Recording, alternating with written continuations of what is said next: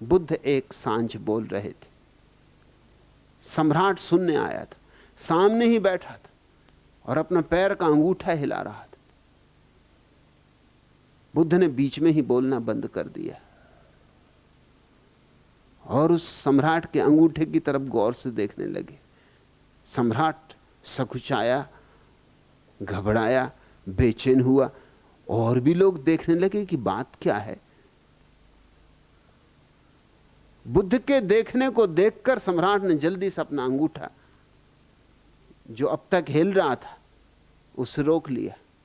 बुद्ध ने फिर बोलना शुरू कर दिया। थोड़ी देर बाद फिर सम्राट का अंगूठा हिलने लगा। कुछ लोग ऐसे होते हैं ना, कुर्सी पे बैठे रहेंगे, टांगे हिलाते रहेंगे,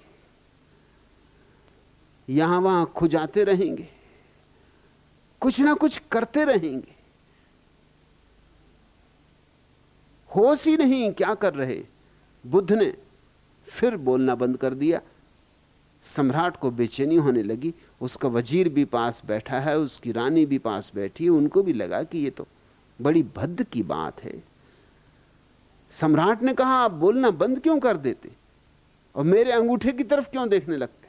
बुद्ध ने कहा, मैं इसलिए देखता हूं अंगूठे की तरफ कि क्यों तेरा अंगूठा हिल रहा, तू मुझे उत्तर दे दे। सम्राट ने कहा कि मुझे होश ही कहां, जब आप रुकते हो मेरे अंगूठे की तरफ देखते तब मुझे ख्याल आता है कि अंगूठा हिल रहा है, तब मैं तत्क्षण रोक लेता हूं, फिर भूल जाता हूं, फिर अंगूठा हिलने लगता है। तो बुद्ध ने कहा, यह अंगूठा तेरा है या किसी और का? तेरा अंगूठा हिले और तुझे पता न चले, तब तो फिर किसी दिन तो किसी की गर्दन भी काट सकता है, क्योंकि तेरा हाथ है और तुझे पता न चले। और ये मजाक ही नहीं, बहुत सी हत्याएं होती हैं जिनमें हत्यारे को पता ही नहीं चलता है कि उसने हत्या कर दी। करने के बाद ही पता चलता है कि अरे यह मैं क्या कर गुजरा, यह क्या हो गया। और ऐसी भी हत्याएं हुई हैं कि हत्यारों ने अदालतों में वक्तव्य दिए कि हमने की ही नहीं।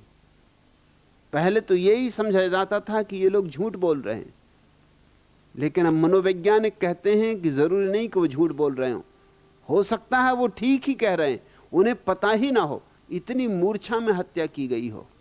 क्योंकि जब आदमी क्रोध में उन्मत्त हो जाता है तो करीब करीब मूर्छित हो जाता है।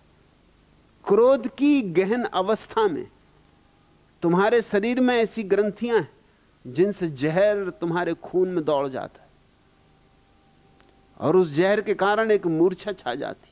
उस मूर्छा की स्थिति में कोई हत्या भी कर सकता है, आत्महत्या भी कर सकता है। और यूं ही तुम जी रहे हो यंत्रवत। पहले शरीर के प्रति सजग होना शुरू करो। चलो तो जानते हुए होशपूर्वक, बैठो तो जानते हुए होशपूर्वक, लेटो तो जानते हुए होशपूर्वक।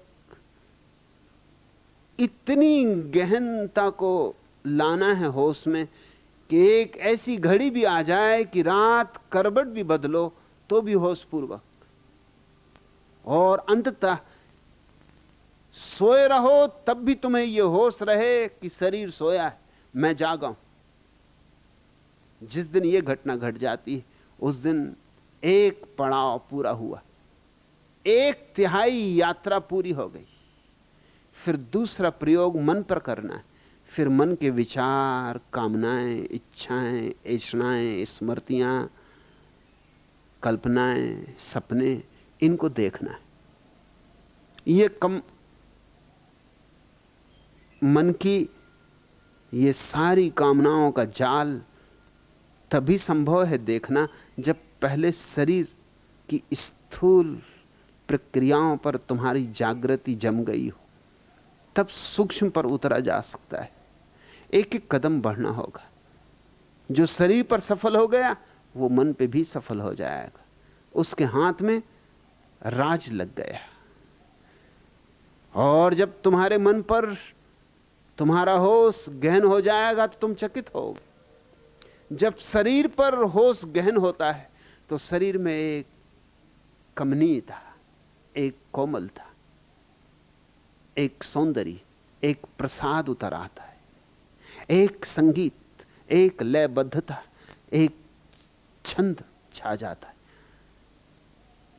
शरीर के उठने बैठने में एक अद्भुत लालित्य आ जाता है, सारी भाव भंगिमा में एक भगवत्ता छा जाती, एक गहन शांति, एक मौन, एक उत्फुल्लता, रोए रोए में एक उत्सव। और जब मन पर बोध गहन हो जाता है तो वासनाएं, विचार अपने आप विदा हो जाते, लड़ना नहीं पड़ता। जो लड़ा वह तो हारा, जो जागा वह जीता। इस सूत्र को खूब याद कर लेना, जो लड़ा वह हारा। फिर तुम्हें यह कहना ही पड़ेगा, हजार बोछेर धोरे को तो नोदी प्रांतर बेरिए गेलाम, ए चोलार माने तोबू बोझा गेलो ना, आमी हारिए गेलाम, आमी हारिए गेलाम। हार गया, हार गया, बुरी तरह हार गया। हजारों वर्षों की यात्रा में कितने नदियां, कितने वन प्रांतर पार किए, फिर भी चलने का अर्थ पता ना लगा। हार गया, बुरी तरह हार गया। पराजय तुम्हारी गलत प्रक्रिया का परिणाम है। जो मन को जाग कर देखेगा उसका मन विदा हो जाता है। तुम जागे कि मन गया? जिस मात्रा में जागे उस मात्रा में मन गया। तुम अगर 10% जागे हो तो 90% मन होगा। तुम अगर 90% जाग गए तो 10% मन होगा। और तुम अगर 99% जाग गए तो 1% मन होगा। और तुम अगर 100% जाग गए तो मन 0% हो जाएगा। और तब एक अपूर्व घटना घटती, जैसे शरीर में एक प्रसाद छा जाता है, वैसे ही मन में एक अपूर्व आह्लाद, अकारण आनंद। कोई कारण नहीं, कोई वजह नहीं, कोई हेतु नहीं, कोई लक्ष्य नहीं, बस अकारण झरने फूटने लगते हैं, आनंद की रसधार बहने लगती। और जब मन में यह घटना घट जाए तो फिर तीसरा कदम बाकी रह गया, जो सर्वाधिक सूक्ष्म है। वो है हृदय की भावनाओं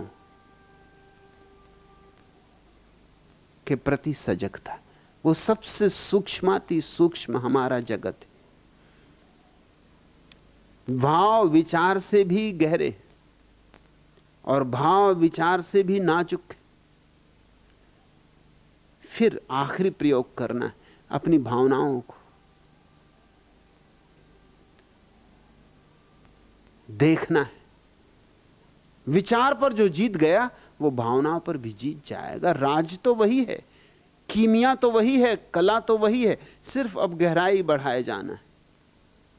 तैरना आ गया तो अब क्या फर्क पड़ता है, उथले में तैरे कि गहरे में तैरे। भावना का जगत सर्वाधिक गहरा है। जब भावनाओं के प्रति तुम जागोगे, जिस मात्रा में जागोगे उस मात्रा में भावनाएं भी विदा हो जाएंगी। और जब सारी भावनाएं विदा हो जाती तो उस अपूर्व घटना की घड़ी आ गई, जब ऋषियों ने कहा रसो वैसा। रस आखिरी परिभाषा है परमात्मा की। रस बह उठता है। रस अद्भुत शब्द है, दुनिया की किसी भाषा में वैसा कोई शब्द नहीं। परमात्मा रस रूप है।